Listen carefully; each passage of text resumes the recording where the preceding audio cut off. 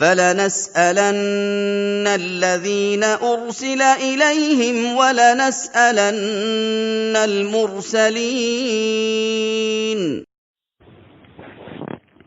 إن الحمد لله نحمده ونستعينه ونستغفره ونعوذ بالله من شرور أنفسنا وسيئات أعمالنا من يهده الله فلا مضل له ومن يضلل فلا هادي له وأشهد أن لا إله إلا الله وحده لا شريك له وأشهد أن محمدا عبده ورسوله أما بعد فإن أصدق الحديث كتاب الله وخير الهدي هدي محمد صلى الله عليه وسلم وشر الأمور محدثاتها وكل محدثة بدعة وكل بدعة ضلالة وكل ضلالة في النار.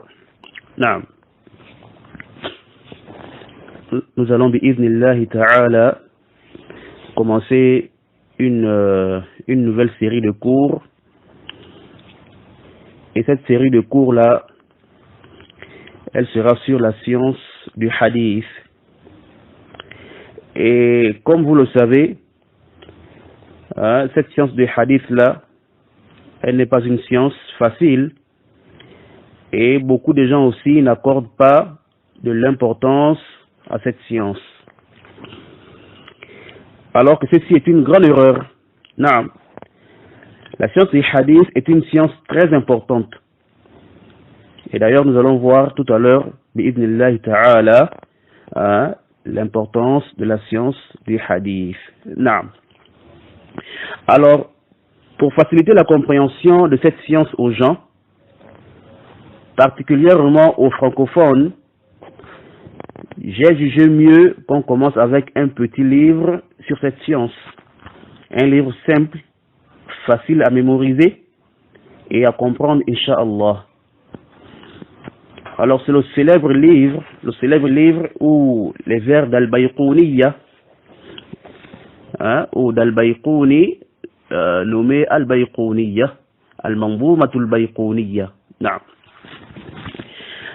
Et quand nous allons terminer ces vers, nous allons bi'idhnillahi ta'ala prendre un autre livre plus approfondi que celui-là. Yani, nous allons progresser doucement, graduellement. Nous allons progresser graduellement dans cette science afin que les gens puissent bien la comprendre. Naam. C'est pourquoi, pour l'étude de ce livre-là, ou de ces vers, comme vous voulez, nous allons procéder, n'est-ce pas, de la manière suivante. Premièrement, l'explication de ce livre ne sera pas une explication détaillée. Naam, car c'est un livre pour débutants. Al-Bayqouni, il a fait ses vers avec quoi? Ses positions. Donc, ce qui veut dire quoi? Que ce n'est pas forcément ce qu'il a adopté comme position ici, là, qui est forcément l'avis juste, vous voyez, dans ce sujet-là. Mais c'est aussi l'avis, n'est-ce pas, ou les avis d'un groupe de savants, voyez-vous. Mais pour que les gens aient d'abord une base, dans cette science, nous allons juste expliquer les vers d'Al-Bayqouni et expliquer l'essentiel, ce qui est d'abord important à connaître pour les débutants, vous voyez. Donc, ce qui est d'abord nécessaire et important à connaître, pourquoi? Pour les débutants dans cette science. Et peut-être qu'on va souvent signaler certaines choses, s'il le faut, et apporter des profits à ce qui est mentionné ici. Naam. Donc, l'explication ici ne sera pas approfondie. Cela pourquoi? Afin de faciliter la compréhension aux gens. C'est clair? Et après ça, Inch'Allah, après que les gens aient déjà un aperçu, quelques informations, après qu'ils aient des bases dans cette science, nous allons passer à un autre livre que nous allons étudier de manière détaillée. Donc, celui qui a déjà une grande connaissance dans la science des hadiths, donc il se pourrait qu'il ne profite pas trop de cette série de cours. Car notre but ici, c'est quoi? C'est d'abord d'installer les bases. Comme on dit, mettre les gens dans le bain. Vous voyez? Donc, s'ils comprennent déjà les bases, les définitions, les terminologies propres aux gens des hadiths, hein, qu'est-ce qu'un hadith sahih, qu'est-ce qu'un hadith mu'dal, mursal, ainsi de suite. Ils savent c'est déjà quoi. Maintenant, après, on peut détailler et discuter, n'est-ce pas, sur les différentes définitions sur ces termes-là. Et voir la vie juste. Mais si la personne n'a aucune connaissance de ces choses-là, même si on apporte 100, 1000 définitions sur une chose, et qu'on dise que c'est telle définition qui est juste par rapport à ça et ça et ça, hein? Mais celui qui n'a aucune base ne comprendra rien. Il ne sait même pas ce qui est juste et ce qui ne l'est pas. Voyez-vous? Bref, c'est la raison pour laquelle j'ai préféré alléger ces cours-là. Vu d'abord le peu d'importance que les gens accordent, n'est-ce pas, à cette science. Aussi, à cause du fait qu'on ne trouve pas vraiment les frères francophones expliquer la science des hadiths aux gens. Malgré l'importance et la place de cette science. Bon, bien vrai que beaucoup de frères eux-mêmes aussi ne comprennent rien dans cette science.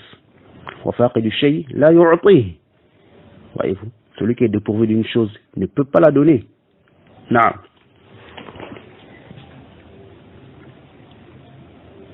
Et voilà, tout ça aussi montre peut-être que les frères qui ont quand même appris cette science et qui peuvent l'enseigner aux gens, alors ils doivent le faire.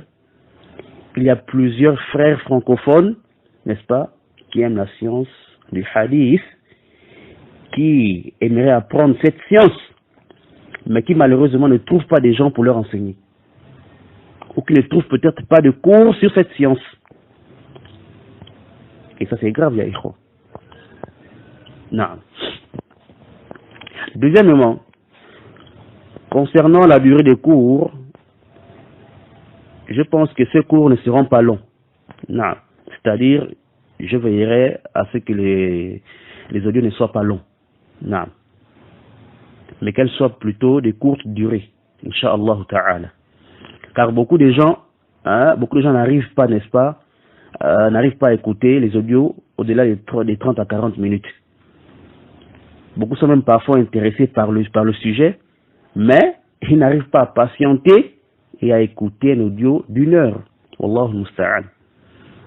Vous allez voir aujourd'hui, les gens ils passent des heures et des heures sur quoi? Sur le net. Sur les séries télévisées, les feuilletons, les futilités, mais on n'arrive pas à écouter un audio d'1 heure. Un audio qui a un rapport avec quoi? Notre religion. La chose qui est la plus chère pour nous. Hein?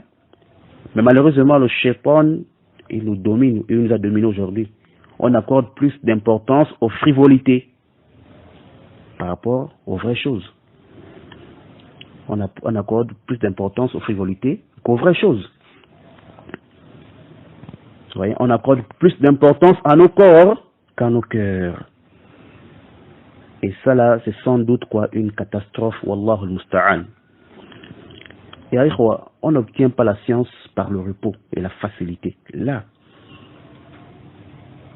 il faut qu'on combatte nos âmes. Il faut quoi? Il faut qu'on combatte nos âmes et nos passions. On doit se forcer et s'habituer, n'est-ce pas, à écouter les cours, même s'ils sont longs. Voyez-vous? Prendre les livres et les lire, vous voyez? Même si parfois c'est pas facile.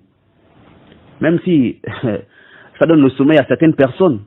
Bref, on doit habituer, n'est-ce pas, nos âmes à ce qui est profitable pour nous dans dunya et akhira.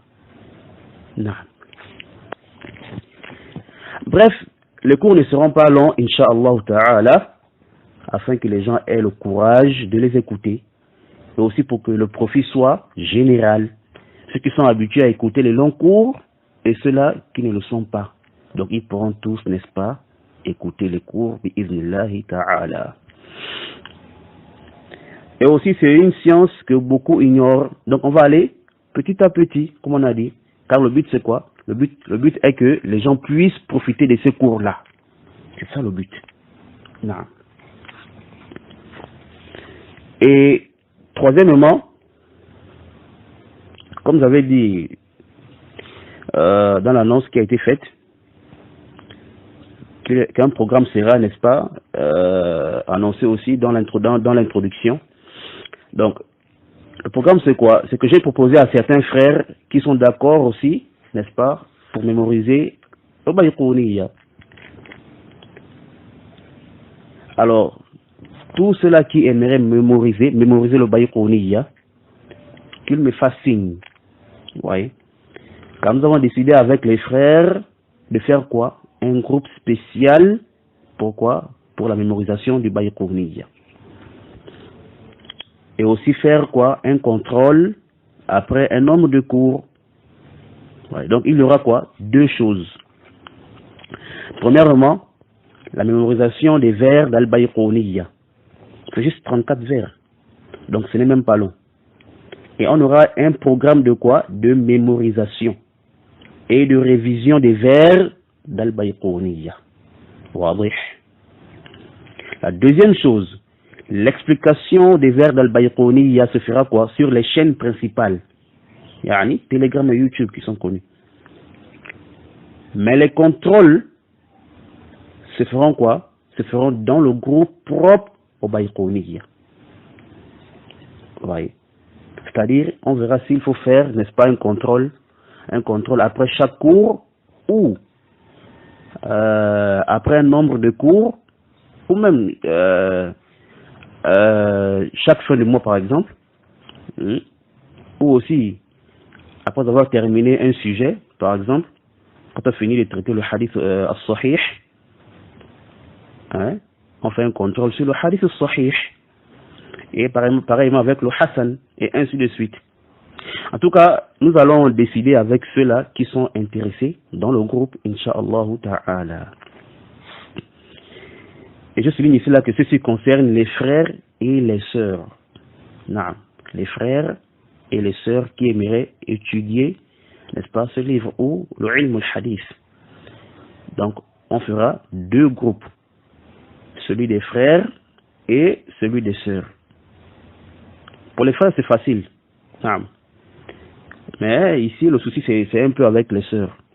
Je ne sais pas comment nous allons procéder, mais nous allons trouver une solution, Inch'Allah Ta'ala. Non.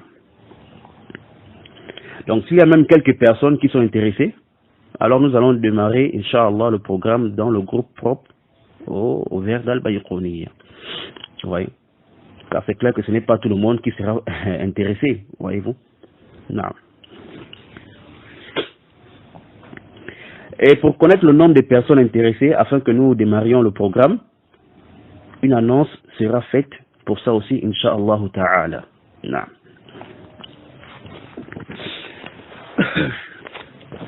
Alors, ceci étant dit, le ilm al-hadith, la science des hadiths est indispensable à la communauté musulmane.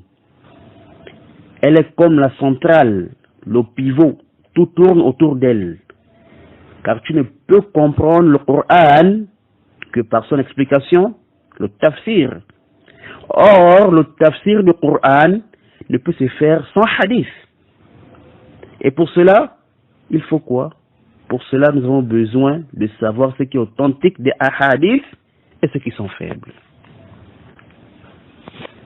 Et pour cela, il faut quoi? Il faut le ilm al-hadith. Voyez-vous? La aqidah, le dogme, la croyance, tu la bases sur quoi? N'est-ce pas? Sur le Coran et la Sunna. Donc, nous sommes dans l'obligation de distinguer les vrais récits des faux. Et pour ça, il faut des outils. Et tu les trouves où? Dans le ilm al-hadith. Oui. Pour avoir une bonne croyance, il te faut ça. Sinon, tu tombes dans les bid'a, les dalalat. Voyez-vous? Si tu ne distingues pas le faux du vrai, tu te bases sur tout ce qui est rapporté. Pour toi, dès que tu vois Qala Rasulullah, le prophète sallallahu alayhi wa sallam a dit, pour toi c'est forcément authentique, comme certains qui pensent, quand ils voient Qala Rasulullah, ensuite tu lui dis, mon frère, ceci est un hadith da'if, c'est un hadith faible, ou même inventé. Il te répond en disant, mais comment tu peux démentir la parole du prophète sallallahu alayhi wa sallam? Tu vois bien Qala Rasulullah, mais tu dis quand même c'est faible. Tu vois Qala Rasulullah, et tu dis que c'est pas authentique. Voyez-vous? En fait, lui, dès qu'il voit le prophète a dit, c'est forcément authentique. Voyez-vous? En fait, c'est comme s'il avait lui-même entendu le hadith du prophète. Voyez?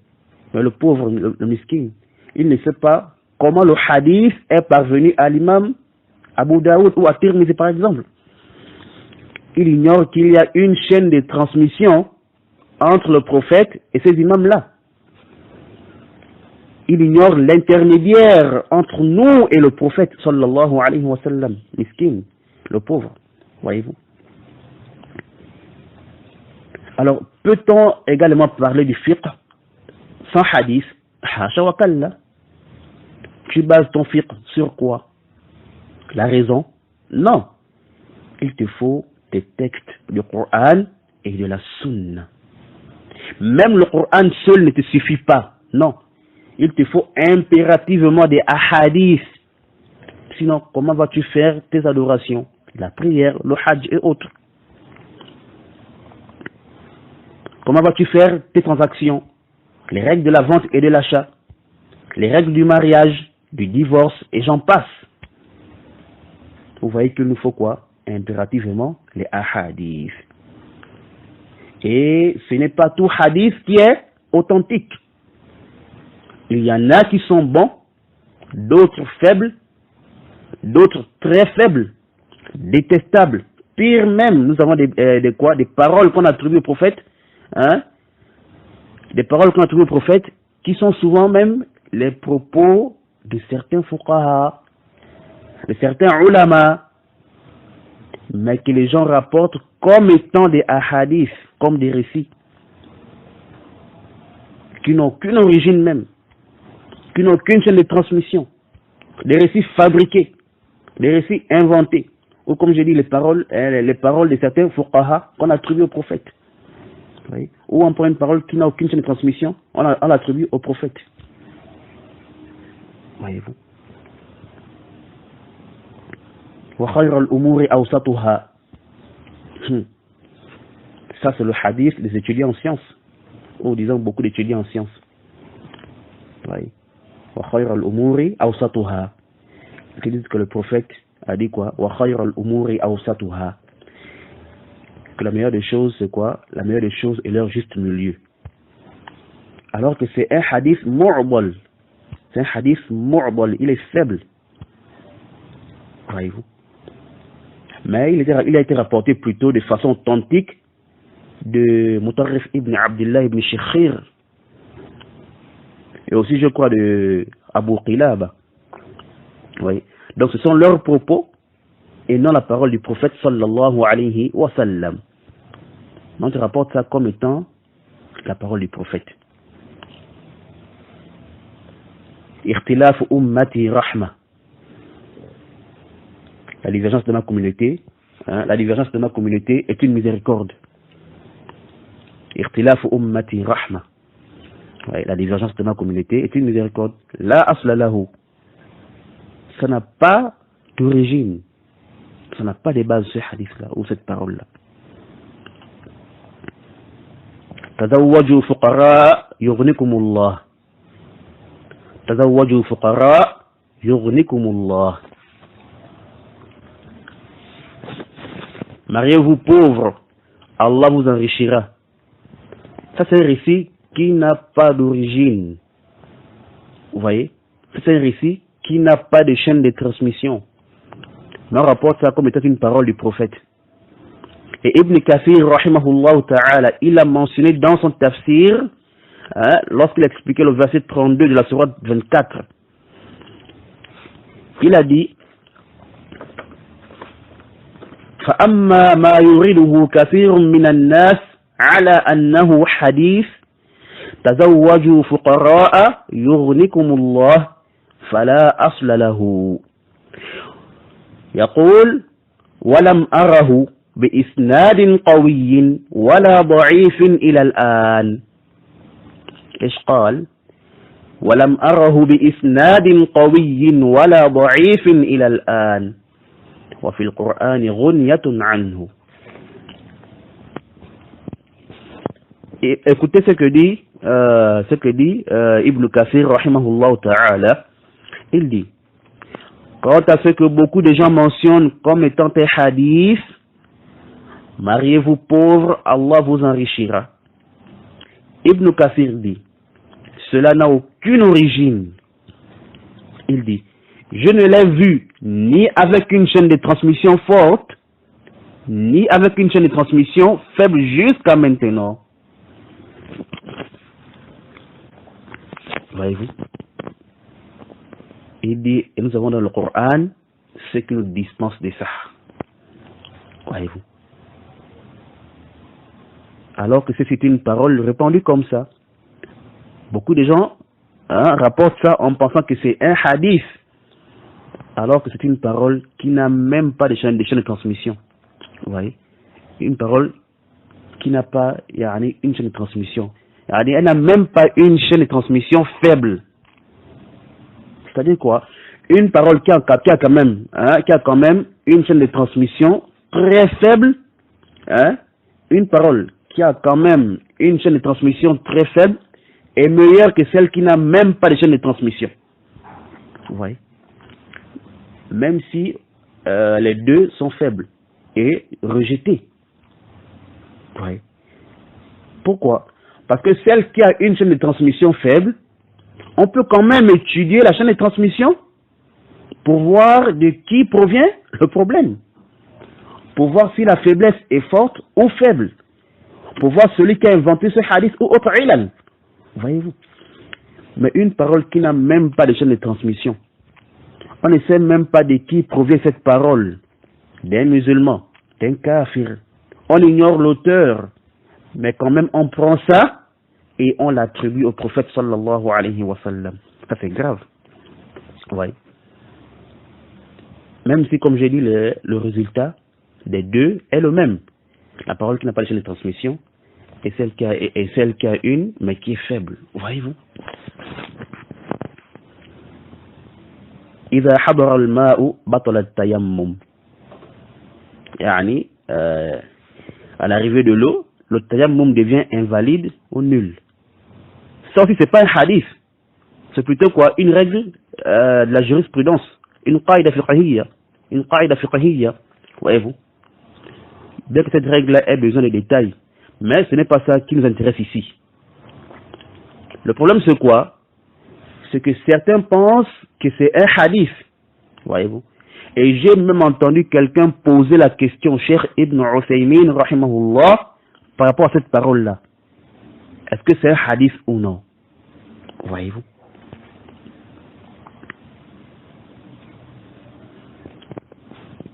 Man hajja al-bayta wa lam yazurni faqad jafani.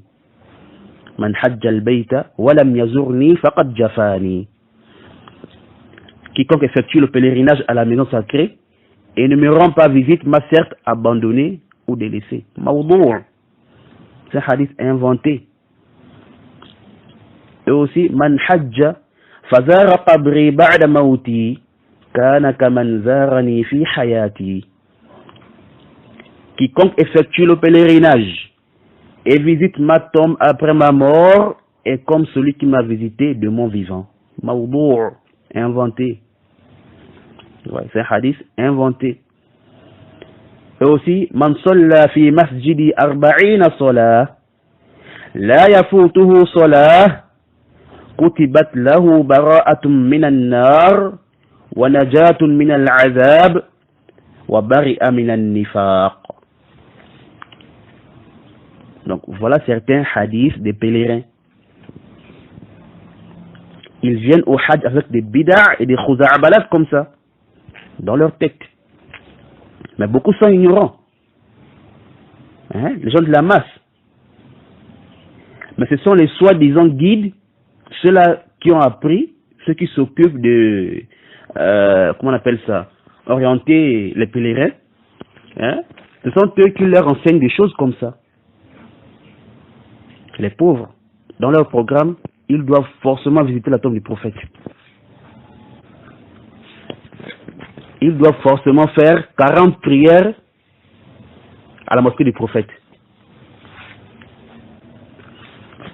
Ils doivent forcément faire quoi? 40 prières à la mosquée du prophète. Pourquoi? Car on leur a dit quoi? Que le prophète a dit, celui qui prie 40 prières dans ma mosquée, il ne rate aucune prière, sera sauvé du feu et du châtiment. Et sera sauvé de l'hypocrisie. Voyez-vous. Celui qui prie 40 prières dans ma mosquée, il ne rate aucune prière, il sera sauvé du feu, hein, et du châtiment, et sera sauvé aussi de l'hypocrisie. Vous voyez, les pauvres. Alors que leur croyance là est basée sur un hadith faible, ou sur des hadiths inventés, et d'autres qui n'ont ni tête ni queue, qui n'ont pas de chaîne de transmission. Wallahu al-musta'an. Voyez-vous. Et les pauvres, ils viennent comme ça au Hajj, la tête est remplie de quoi? De khuza'balat, de n'importe quoi dans la tête. Voyez. Inna li kulli shay'in qalba wa inna qalba al-Qur'an yasin. Man qara'aha فكأنما قرأ القرآن 10 مرات. Chaque chose a un cœur. Et le cœur du Coran, c'est Yasin. Celui qui la lit est comparable à celui qui a lu le Coran 10 fois. Mawdou', ça c'est un hadith inventé. C'est quoi? C'est inventé. Et on a beaucoup de récits comme ça inventés sur Yasin. Et même sur certaines sourates du Coran. Et les muhaqqiqoun parmi les savants disent même que tous les ahadiths qui ont été rapportés sur les mérites de Yasin sont tous faibles. D'autres détestables et inventés. Et ils disent que le hadith le plus fort dans le mérite de Yasin, c'est quoi? C'est le hadith Iqra'u ala mawtakum Yasin. Iqra'u ala mawtakum Yasin. Donc lisez Yasin sur vos morts. Et même ça c'est faible. Mais c'est le hadith quoi le plus solide dans ce sujet. Vous voyez. Mais il est faible aussi. Et ceux-là qui connaissent le ilm al-hadith, ils savent que lorsqu'on dit aqwa fil bab, cela n'implique pas qu'il soit authentique. Là, il se peut que sa chaîne de transmission soit celle qui a moins de problèmes. Bien que ce hadith soit aussi faible, comme tous les autres. Mais quoi, leur degré de faiblesse n'est pas le même. Voyez-vous. Non, il faut connaître ça, c'est très important. Car certaines personnes, quand elles voient qu'un savant ou des savants ont dit qu'un hadith ou aqwa fil bab ou aqwa shay fil bab, que c'est le plus fort dans le chapitre, khalas. Elles pensent que cela veut dire que c'est le plus authentique dans le chapitre. Ou c'est le seul hadith authentique dans le chapitre. Non. Parfois on peut dire ça pour des hadiths authentiques. On dit que le plus fort c'est celui-là. Donc le plus authentique. Mais on peut aussi l'employer pour des hadiths faibles qui varient quoi? Dans leur faiblesse ou qui varient dans la faiblesse. Pour dire que ce hadith-là est le plus fort. Vous voyez? En voulant par là dire qu'il est celui qui a moins de problèmes, moins de faiblesses. Bien que ces hadiths soient tous faibles. Wadih. Donc, il faut faire attention. Taïb. Bref, nous avons plusieurs hadiths faibles et inventés qui sont, n'est-ce pas, répandus dans la communauté par des gens de la masse, par certains prêcheurs et certains imams, parfois même des grands imams. Voyez-vous. Tout ça pourquoi? À cause du fait, n'est-ce pas, qu'on ne distingue pas le vrai du faux. ne distingue pas les vrais hadiths et les faux hadiths. Oui. Tu vois par exemple, un imam ou un prêcheur mentionne, tu le vois par exemple mentionner beaucoup de hadiths faibles dans ses prêches ou ses sermons, ses khutab.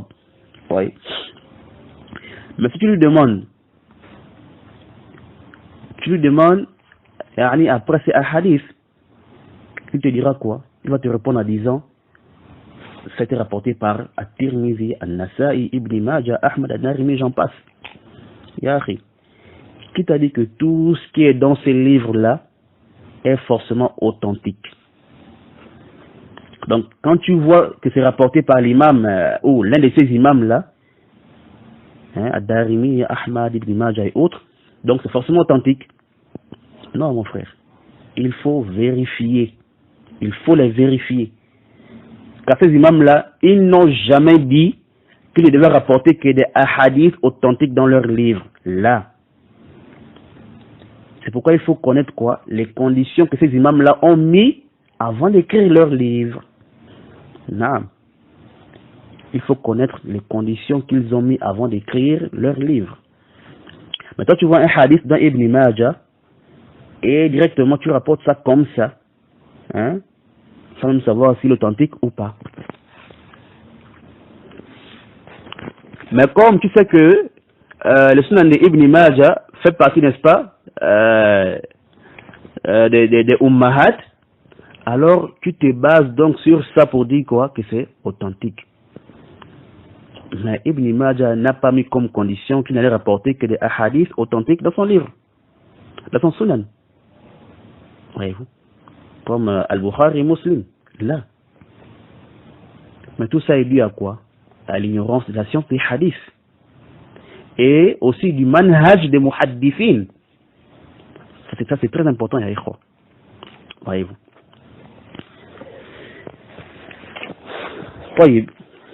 Parmi les choses qui montrent l'importance de cette science aussi, il y a le fait qu'elle soit la cause par laquelle Allah Jalla wa Ala a préservé cette communauté. Non. Afin de ne pas faire rentrer dans l'islam, n'est-ce pas, ceux qui n'en font pas partie. Protéger l'islam des innovations. Les choses que les gens de l'innovation et les menteurs inventent et les attribuent au prophète sallallahu alayhi wa sallam. Pour tromper les ignorants. Donc les savants du hadith, ils protègent la sunna du prophète. Lorsque les gens des bid'a, les menteurs, et les gens des sectes sont apparus, alors les savants du hadith ont commencé à faire quoi? À faire attention et à vérifier, n'est-ce pas, la situation et l'état des rapporteurs des hadiths. Qui sont-ils? De qui ils rapportaient? Est-ce que leur rapportage est vrai ou non? Alors ils ont mis toutes les causes afin que la sunna du prophète, n'est-ce pas, soit protégée. L'imam Muslim, rahimahullah ta'ala, dans l'introduction de son Sahih, il a rapporté là-bas d'après Ibn Sirin, rahimahullah, qui a dit: لم يكونوا يسألون عن الإسناد فلما وقعت الفتنة قالوا سموا لنا رجالكم فينظر إلى أهل السنة فيؤخذ حديثهم وينظر إلى أهل البدع فلا يؤخذ حديثهم. نعم. Ibn Sirin rahimahullah ta'ala dit: il ne demandait pas au sujet de la chaîne de transmission, yani à l'époque des Sahaba. Naam. Il ne demandait pas au sujet de quoi? De la chaîne de transmission. Il dit: mais lorsque la fitna est apparue, ils dirent: mentionnez-nous vos hommes.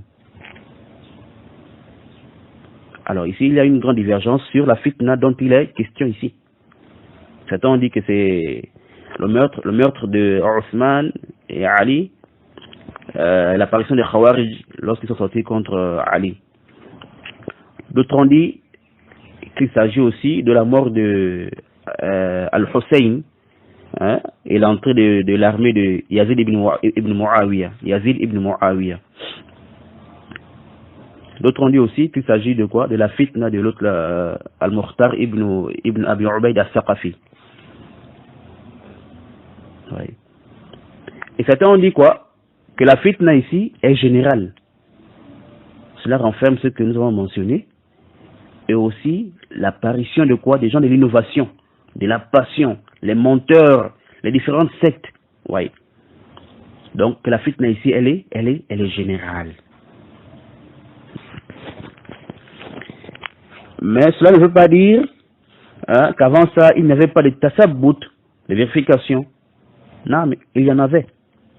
Comme dans l'histoire de Omar et Abu Moussa al-Ash'ari, radiyallahu ta'ala anhum. Naam. Et Ibn Sirin, il dit, mais lorsque la fitna est apparue, ils dirent, mentionnez-nous vos hommes. Voyez-vous.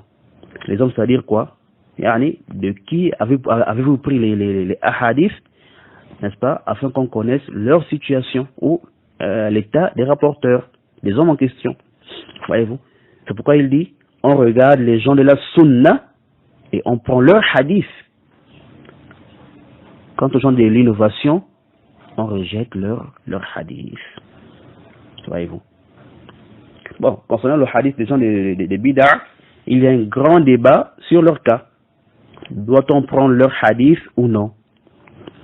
Et à Sahih, on regarde, n'est-ce pas, leur hadith et on prend leur hadith avec certaines conditions, telles que le fait que ce rapportage ne renforce pas leur innovation. Et d'autres conditions qu'on verra, Inch'Allah Ta'ala, au moment venu. Naam. Donc, ce qui est voulu ici, dans la parole d'Ibn Sirin, rahimahullah ta'ala, c'est quoi? C'est que la vérification de la chaîne de transmission s'est accentuée après que la fitna est apparue. Le mensonge, l'innovation, les différentes sectes, le manque de crainte, voyez-vous. Donc, lorsque tout ça, lorsque toutes ces choses-là sont apparues ou se sont répandues, alors les gens du hadith ont préservé la sunna du prophète sallallahu alayhi wa sallam en vérifiant quoi? La situation de ceux qui rapportaient les hadiths. On rejette les hadiths de ceux qui ne sont pas crédibles et on prend de ceux qui le sont. Voyez-vous. Alors voyez-vous que la chaîne de transmission est très importante pour notre religion. Il faut connaître quoi? La situation et l'état de ceux qui nous rapportent des propos. Car on ne peut pas baser notre religion sur les hadiths inventés, les faux hadiths rapportés par qui? Par des qusas, les conteurs d'histoire, qui n'ont même pas d'origine. C'est pourquoi les savants disent quoi? Que cette chaîne de transmission est une particularité de cette communauté. C'est une chose par laquelle Allah Jalla wa Ala a spécifié et élevé cette communauté. Car par elle, notre religion est préservée, contrairement aux autres communautés. Chacun vient, il raconte ce qu'il sait, ce qui lui plaît, ce qu'il veut. Pour égarer les autres, des religions et des croyances qui sont basées sur les rêves. Vraiment, alhamdulillah. Alhamdulillah, Allah a préservé notre religion. Naam. Donc, si on connaît l'importance de la chaîne de transmission, alors on connaîtra impérativement l'importance quoi des gens du hadith et aussi de la science du hadith. Naam. Car ces savants-là, les savants du hadith, ils se sont préoccupés, n'est-ce pas, des hadiths, pas seulement des hadiths, mais des rapporteurs aussi. Vous voyez. Grâce à eux, on connaît qu'un tel, il est quoi? Il est faible. Il a un problème de mémorisation. Il a eu un trouble ou un problème de mémoire de telle période à telle période. Un tel est faible, mais lorsqu'il rapporte d'un tel, son rapportage est bon ou agréé. Vous voyez? Ou encore, lorsqu'un tel rapporte des gens de tel pays, son rapportage est accepté. Mais s'il rapporte des gens de tel pays, ces hadiths sont faibles. Un tel est crédible, mais sauf que ce hadith précis n'est pas un hadith ou n'est pas un bon hadith, ou c'est un hadith rejeté. Pourquoi? Ils disent car il n'a pas entendu directement de son cheikh. Ainsi de suite. Bon, billahi alaykum.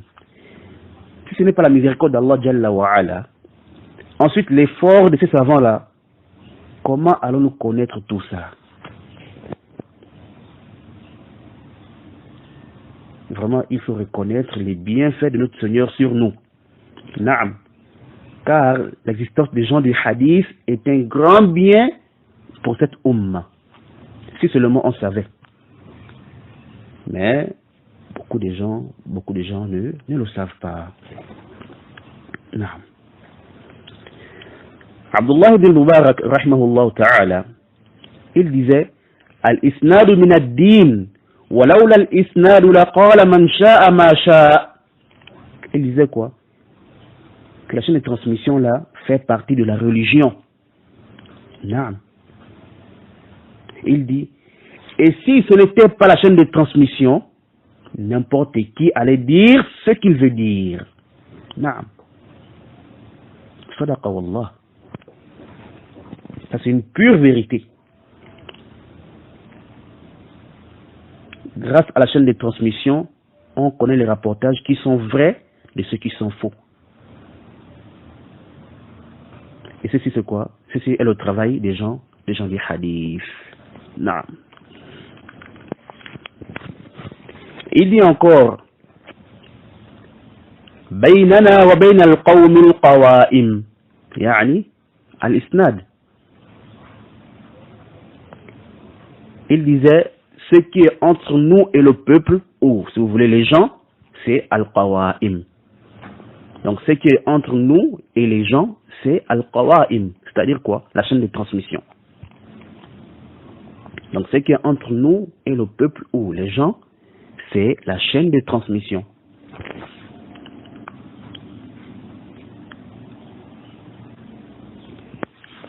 Naam. Donc, si la parole d'Ibn al-Mubarak n'est pas claire, alors l'imam al-Nawawi rahimahullah ta'ala l'a très bien expliqué dans le Minhaj. Il dit ومعنى هذا الكلام إن جاء بإسناد صحيح قبلنا حديثه وإلا تركناه. اسمعوا ما يقول النووي.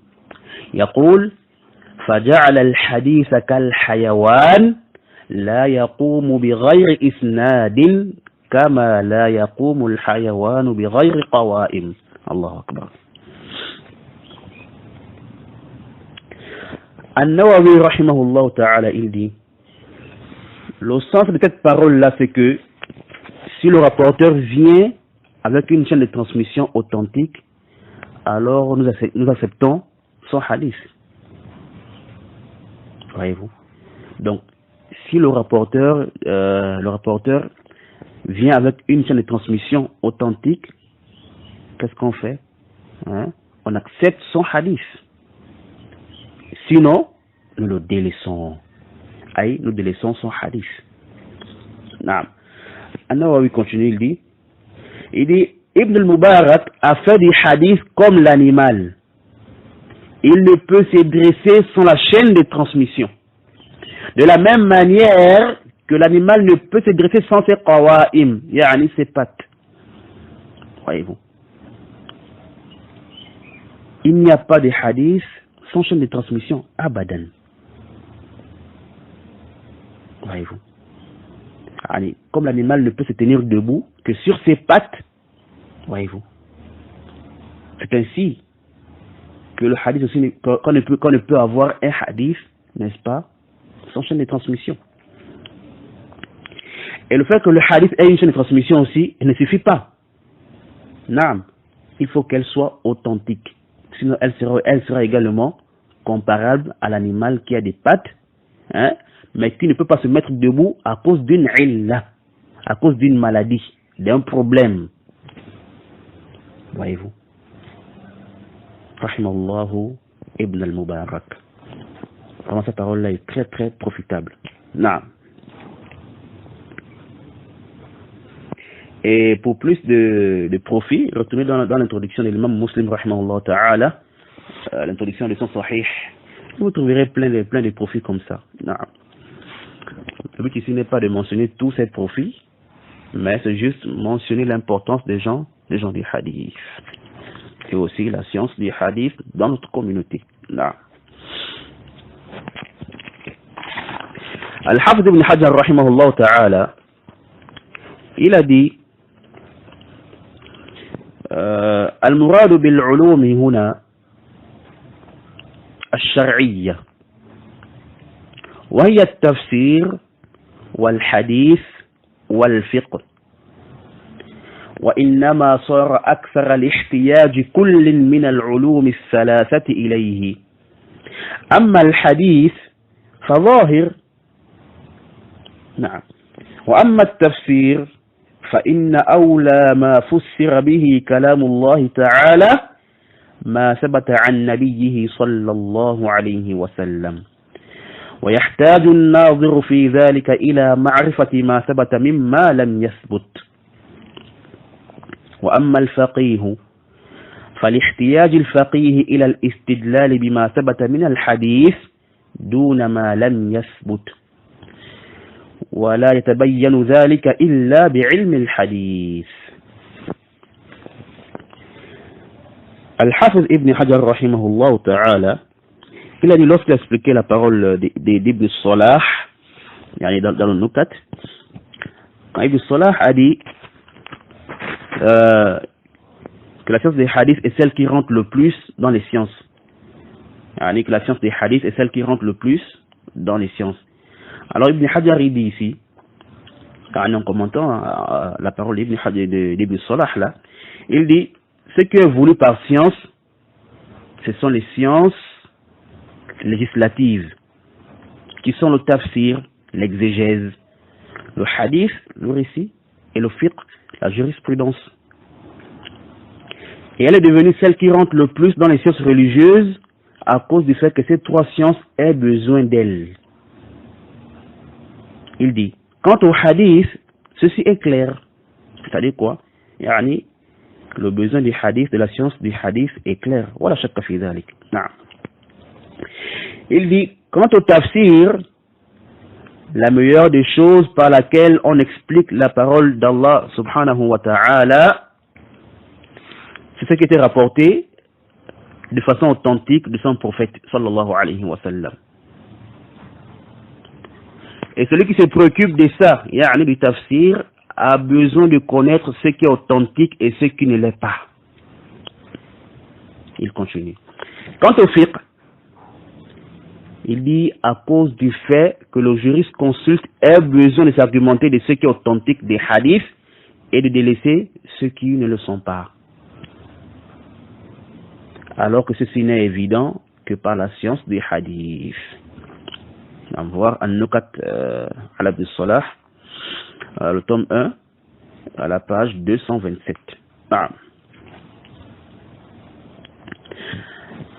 Alors, vous voyez que la science des hadiths est indispensable. On a besoin d'elle dans les sciences religieuses. Et Ibn Salah, il disait même que ne déteste la science des hadiths que les gens qui ont une dégradation et des bassesses morales. Et que la science des hadiths est celle qui entre le plus dans les autres sciences, surtout dans le fiqh. Et il dit c'est pourquoi il y a beaucoup d'erreurs dans les livres des jurisconsultes. N'est-ce pas, ceux-là qui ont annulé et négligé cette science. Beaucoup de problèmes et des défauts sont apparus dans leurs propos, ou dans les propos des ulama qui s'écartent de cette science-là. Voyez-vous. Donc on a besoin de ilm al-hadith pour être quoi? Préservé de l'erreur dans le domaine religieux. Un vrai faqih, un vrai jurisconsulte doit impérativement avoir connaissance de cette science. Sinon il fera quel fiqh? Le fiqh sans dalil ou basé sur la raison? Là, le vrai faqih, c'est celui-là qui a regroupé entre le fiqh et la science du hadith. Le vrai muhaddith, c'est celui qui regroupe entre le hadith sa science est le fiqh de ces hadiths-là. Voyez-vous. Donc c'est là où vous voyez l'erreur de ceux-là qui disent qu'un tel est muhaddith et non un faqih. Et lorsqu'il s'agit du hadith, on retourne chez lui. Mais si c'est le fiqh, on prend la parole d'un tel. Vous voyez que ça c'est la parole des ignorants qui ne connaissent pas en réalité c'est quoi le fiqh, c'est quoi le hadith.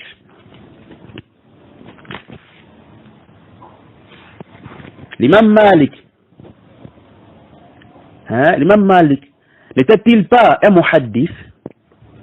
L'imam Shafi'i, l'imam Ahmad, l'imam al-Bukhari, l'imam Muslim, Abu Daoud, At-Tirmidhi, An-Nasa'i, Wal-Bayhaqi et An-Nawawi, Ibn Hajar, n'étaient-ils pas des muhaddithoun et des fuqaha? Des muhaddithoun et des fuqaha à la fois. Même Ibn Taymiyyah, Ibn al-Qayyim, Muhammad Ibn Abdul Wahhab et autres, c'est des gens qui avaient regroupé entre la science du hadith et le reste des sciences. Voyez-vous. Donc cette parole-là est vraiment une parole des ignorants, des gens qui ont des bassesses morales. Le ilm al-hadith est le pivot. La plupart des autres sciences-là, les règles et les jugements, le halal et le haram, il nous faut quoi dans toutes ces choses-là, pardon, il nous faut les hadiths authentiques. Et pour ça, il faut quoi? Il faut la science du hadith. Naam. Et on rapporte même de l'imam Ahmad qu'il disait Ahlul hadith afdalu man takallama fil ilm. On rapporte de l'imam Ahmad rahimahullah qu'il disait les gens du hadith sont ceux qui parlent mieux dans la science. Il disait quoi? Que les gens du hadith sont ceux-là qui parlent mieux dans la science. Al-Khatib l'a rapporté dans Sharaf Ashab al-Hadith et certains l'ont authentifié. Car lorsqu'ils apprennent la science du hadith, ils apprennent plusieurs choses à la fois. Lorsqu'ils apprennent le hadith et la science du hadith, ils apprennent plusieurs choses à la fois. Donc, ils sont aptes à parler dans plusieurs domaines. Et comme a dit Ibn Salah, beaucoup des ulama qui se sont éloignés de cette science-là, ou bien qui ont abandonné cette science-là, ils ont eu à commettre beaucoup d'erreurs. Ils ont commis beaucoup d'erreurs dans leurs propos et dans leurs livres, leurs écrits. Voyez-vous. Mais ça ne veut pas aussi dire que quand tu connais la science des hadiths, tu deviens ma'soum, infaillible. Que tu deviens déjà à un niveau où tu ne peux plus commettre des erreurs. Là. Mais sauf que tes erreurs, comparées à celles de celui qui ne connaît pas le ilm al-hadith, sont inférieures. C'est ça le but de la parole d'Ibn Salah. Mais pas que tu ne peux pas commettre d'erreurs parce que tu connais le ilm al-hadith. Là. C'est clair, j'espère. Bon, là, on va d'abord s'arrêter ici, là, pour cette première introduction. Nous avons pu quand même mentionner quelques mérites de cette science et son importance. Et comme vous le savez, on ne peut pas tout dire ici. Non. Le but, c'est juste d'attirer l'attention des gens de manière générale et de manière spéciale ceux qui s'importent peu de la science des hadiths, alors que c'est une science très importante, comme on a vu. Non. Donc, on n'a pas terminé avec l'introduction. Et Inch'Allah Ta'ala, le prochain cours, on va continuer avec l'éclaircissement de quelques points importants aussi, avant de commencer l'explication d'Al-Bayqouniya, Inch'Allah Ta'ala. Non. هذا والله تعالى أعلم وصلى الله وسلم على نبينا محمد وعلى آله وصحبه وسلم تسليما كثيرا.